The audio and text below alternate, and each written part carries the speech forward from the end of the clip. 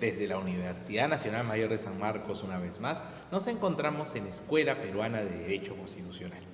En esta ocasión vamos a conversar respecto de una de las novedades políticas que nos dejó la última semana, y esto está referido fundamentalmente al cambio dentro del gabinete ministerial. Sobre el particular hay que hacer unas precisiones y conceptos importantes para entender cuál es el rol de los ministros en nuestro país. En este sentido, la posición de los ministros siempre ha estado contemplada dentro de las constituciones que han regido a nuestra patria desde el siglo XIX hasta nuestros días. Precisamente la Constitución de 1993, que hasta el día de hoy ha regulado en gran medida los principales aspectos de los gabinetes ministeriales sin mayor modificación en su redacción original, nos lega la figura de un poder ejecutivo conformado por el presidente, vicepresidente y sus ministros, sobre todo, con amplias potestades y facultades. ¿Cuál es el rol del ministro y por qué tanta exigencia y debate sobre tal vez su perfil profesional, sobre sus antecedentes y lo más importante aún sobre su propuesta, plan o pedido de confianza? Bueno, dentro de nuestra democracia tenemos a un poder ejecutivo y a un poder legislativo que resultan ser entes autónomos.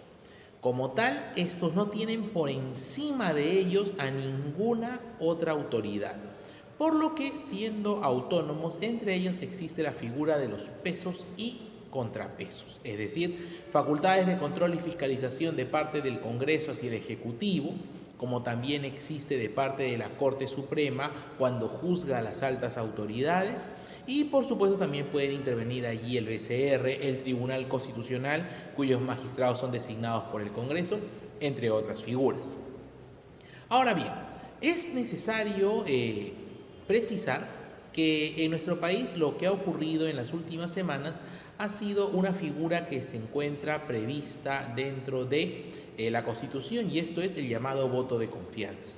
El voto de confianza es una institución que se contempla a nivel de nuestra Constitución para que se dé un respaldo a la posición o a la propuesta que quiere el Poder Ejecutivo llevar a cabo, pero que va más allá de un asunto de sus naturales actividades o funciones.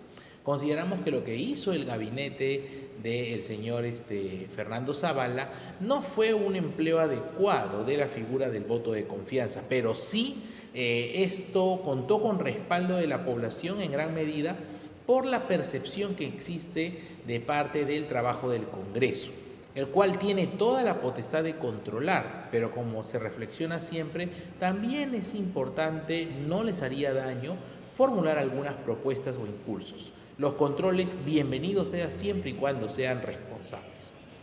Ahora bien, siendo el presidente de la República el más alto funcionario de nuestro país, debe considerarse que es la responsabilidad de las distintas labores que corresponden a su sector, en este caso el Poder Ejecutivo, recaen en los ministros, que de acuerdo a nuestra Constitución son personas de entera confianza del presidente, toda vez que él los designa. No hay requisitos expresos para ser ministro en el ámbito académico o profesional, basta ser mayor de 25 años, ciudadano en ejercicio, peruano de nacimiento. Como tal, el presidente de la República podría convocar como ministro, por ejemplo, del sector salud, del sector cultura, a personas que no sean profesionales en esos ámbitos. Pero eso no quita también de que existe siempre la fiscalización ciudadana, que a través de las encuestas, a través de los distintos foros y redes, y hasta incluso los medios de la comunicación de nuestro país, dan cuenta del rechazo a la designación de algún funcionario que no cuente, bajo la opinión pública, con la suficiente capacidad para dirigir uno de estos ministerios. Los ministerios corresponden a las actividades centrales de nuestro país: vivienda, trabajo, agricultura, producción, comercio exterior. También está, sin lugar a dudas, el ámbito clave de salud. Está también, por supuesto, el Ministerio de Justicia, entre otros. La larga lista de ministerios, sin embargo, nos debe llamar a entender que son estos los ejecutores o los responsables para que las actividades que se prestan por parte de las entidades del Poder Ejecutivo sean cumplidas cabalmente. El más importante de todos, digámoslo así, el capitán del equipo de ministros, es sin lugar a dudas el presidente del Consejo de Ministros. Ahora bien, ha iniciado una nueva gestión y sobre ello debe tenerse en cuenta que la ciudadanía tiene muchas expectativas. No hay todavía una situación que pueda decirse favorable para la confianza ciudadana, toda vez que vemos productos que están escaseando, incremento de precios, la reconstrucción que está demorando en el interior del país, entre otros asuntos. Por un lado, también se ha estado criticando a quienes se ha designado, pero al respecto nosotros consideramos que primero debemos verlos trabajar. En ese sentido, darles la oportunidad de que lleven a cabo planes, que ejecuten las tareas que tienen a bien, de alguna forma u otra, realizar dentro del campo de sus actividades, pero garantizando satisfacer los principales problemas que aquejan al país. Obviamente, siempre y cuando su sector lo pueda lograr. Ya hemos tenido muchas experiencias populacheras de querer satisfacer plenamente todos los reclamos sociales, pero también el presupuesto no lo permite. Sin embargo, hay que acudir a las cuestiones más sensibles, como las necesidades básicas, como es agua, saneamiento, salud y por supuesto la fiscalización laboral, que es muy importante, toda vez que todavía está fresco, parece que algunos lo han olvidado, lo que se vivió en la capital con el incendio en la zona de la Plaza 2 de Mayo, en las galerías, y que denunciaron o mostraron pobremente cómo algunos empresarios abusan y casi esclavizan a ciudadanos en el siglo XXI. En materia teórica, y eso es muy importante porque muchos salieron a opinar, a comentar sobre los ministros, pero hay que entender bien cuál es su papel y posición. Ya hemos dicho, hay que recurrir a la Constitución para al menos tener un marco general, pero un ensayo clave y clásico sobre el estudio de la figura de los ministros lo constituye el del gran maestro Manuel Vicente Villarán, Posición constitucional de los ministros en el Perú.